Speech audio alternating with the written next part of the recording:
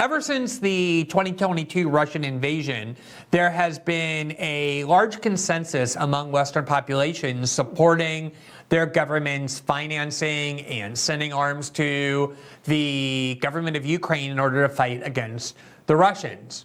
It was very predictable that this would happen. We examined the very emotionally effective propaganda that emerged very early on that you could see in real time was really grabbing people and playing on their best interest in order to get them to believe that the intention of this Western war or the West involvement in this war was to spread democracy and protect the Ukrainian people from aggression. And even though it was obvious that the exact opposite is true, that the goal was to sacrifice Ukraine and the Ukrainian people in order to promote the West's own geopolitical interest of weakening Russia. It had nothing to do with defending Ukraine. It was going to destroy Ukraine, and they were going to fight to the last Ukrainian. The propaganda was quite effective. There was an attempt to censor any dissent from it, a very effective and aggressive one, especially by the EU. And anyone offering any kind of opposition at all was immediately stigmatized as a Putin apologist or a Kremlin agent.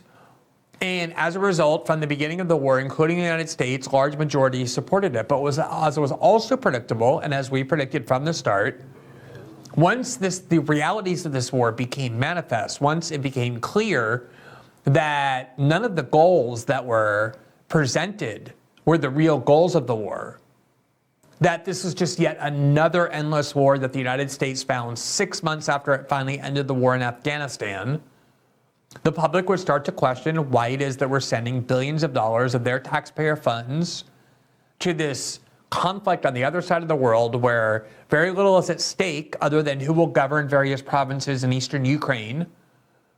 And they will begin asking the obvious question, which is, given how much economic deprivation we suffer here at home, why are we sending our resources to fuel this endless war that has nothing to do with our lives except that it severely escalates the real risk of a nuclear war. Even Joe Biden, the champion of this policy from the start, acknowledged that the U.S. or the world has not faced the risk of nuclear annihilation the way it does now from this war in Ukraine since the Cuban Missile Crisis in 1962, where the world really became a half an hour or so away from nuclear apocalypse.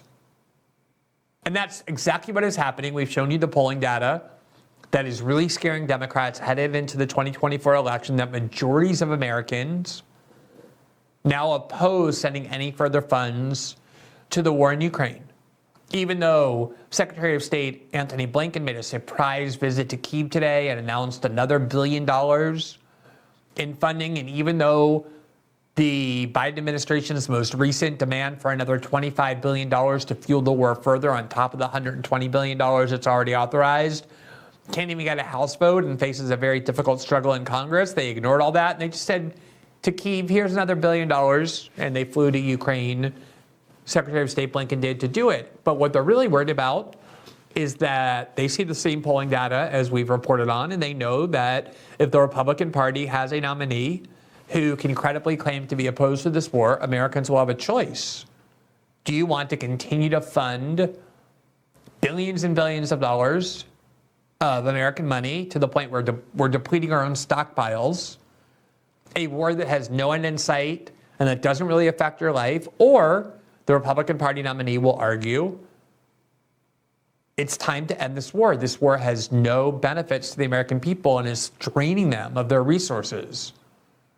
That's one of the reasons, as we documented when we got back from the GOP debate in Milwaukee, there's such a desperate attempt to ensure that the Republican nominee isn't somebody like Donald Trump or Vivek Ramaswamy or even Ron DeSantis, who has been kind of tepid but a little bit more in the direction of opposing Biden, but instead is somebody like Nikki Haley or Mike Pence or Asa Hutchinson or Chris Christie or Tim Scott, people who are fully supportive of the Biden administration's war policy, so that you go to the polls next year and you have no choice.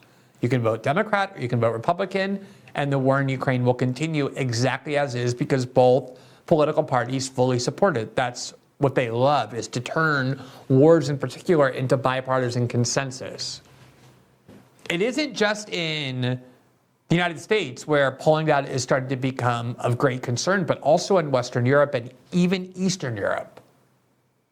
The New York Times today has an article about the fact that in Slovakia, which was part of Czechoslovakia before the two countries split up, part of the Iron Curtain in Eastern Europe, more or less, Central Europe, a country that has been steadfastly pro-Ukraine and anti-Russian, very aggressively offering support to Ukraine in the war, that the front runner for its election next month is a right-wing candidate who is now very vocal about his opposition to having Slovakia continue to support Ukraine in the war. Instead, he wants to turn Slovakia into a neutral country, and he's using very much that similar discourse I just referenced about why are we in Slovakia involving ourselves in this war? Why are we sending all our money to and weapons to the war in Ukraine? It's not helping anything. It's protracting this war. It's killing Ukrainians, and it's risking the spread of war into our countries as well. And Western policymakers are now petrified that this will be an example showing that politicians who run against the war in Ukraine are able to command a majority, because that's where the sentiment of even people in Central Europe are now headed. There you see one of the headline from today, quote, "It's one of Ukraine's fiercest allies, but an election could change that." Quote, "The vote in Slovakia this month will be a test of European unity on Ukraine and of Russia's efforts to undermine it." Note there the implication, which is about to get more explicit, that if this candidate wins, it's going to be because Russia interfered in the election. The United States is interfering in almost every one of their elections. Tucker Carlson recently interviewed Viktor Orban, who talked about the huge amounts of money the United States spent to defeat him in the last Hungarian election.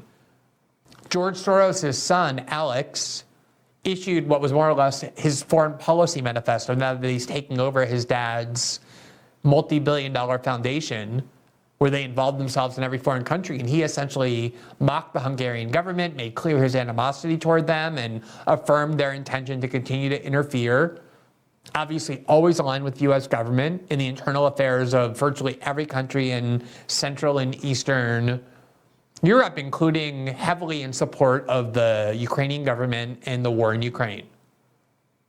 So, of course, it can't be that the people of this country legitimately decide that they're going to make a decision on their own that contravenes the Western agenda. It can only be that they were manipulated by Russia into doing so. Here is the article, quote, "The mayor of a remote Slovak village, as the ambassador announced last September, had bulldozed Russian graves from World War I. So he was clearly anti-Russian. Ambassador Igor Brachikov demanded that the Slovak government, a robust supporter of Ukraine, take action to punish the blasphemous act. The Slovak police responded swiftly, dismissing the ambassador's claims as a hoax, but his fabrication took flight, amplified by vociferous pro-Russian groups in Slovakia and news outlets notorious for recycling Russian propaganda. A month later, the mayor of the village, Vladislav Cooper, lost an election to a rival candidate from a populist party opposed to helping Ukraine. Today, the same forces that helped unseat Mr. Cooper have mobilized for a general election in Slovakia on September 30th with much bigger stakes. The vote will not only decide who governs a small Central European nation with fewer than 6 million people, but will also indicate whether opposition to helping Ukraine, a position now mostly confined to the political fringes across Europe, could take hold in the mainstream.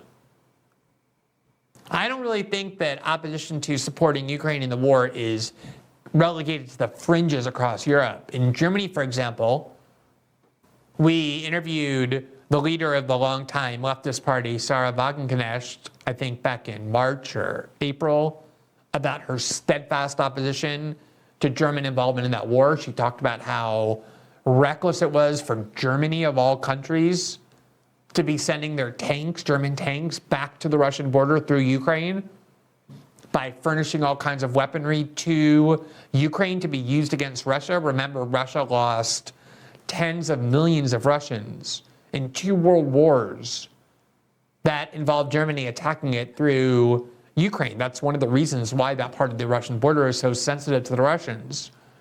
And she described how traumatic it is for Russians to now see German tanks and German weaponry again being deployed to Ukraine and used against it.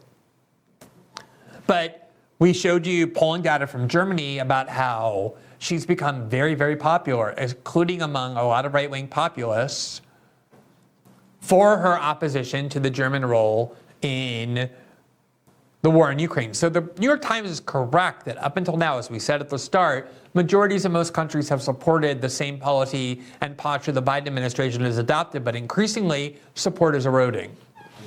Quote, the front runner, according to opinion polls, is a party headed by Robert Fico, a pugnacious former prime minister who has vowed to halt Slovak arms deliveries to Ukraine, denounced sanctions against Russia, and railed against NATO, despite his country's membership in the alliance. A strong showing in the election by Mr. Fico and far-right parties hostile to the government of Kiev would likely turn one of Ukraine's most stalwart backers.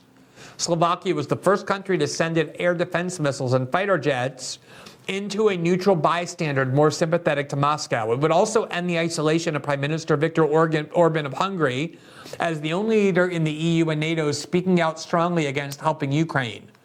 Thanks to widespread public discontent with the infighting between pro-Western Slovak politicians who came to power in 2020 and deep pools of genuine pro-Russian sentiment dating back to the 19th century, Russia has been pushing on an open door. A survey of public opinion across Eastern and Central Europe in March by Globsec, a Bratislava-based research group, found that only 40% of Slovaks blame Russia for the war in Ukraine, while 51% believe that either Ukraine or the West is, quote, primarily responsible.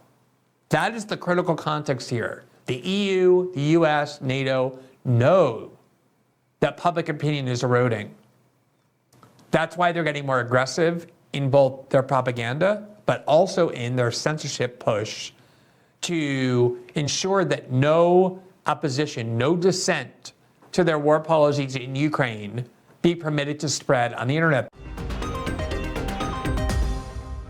Thanks for watching this clip from System Update, our live show that airs every Monday through Friday at 7 p.m. Eastern, exclusively on Rumble. You can catch the full nightly shows live or view the backlog of episodes for free on our Rumble page.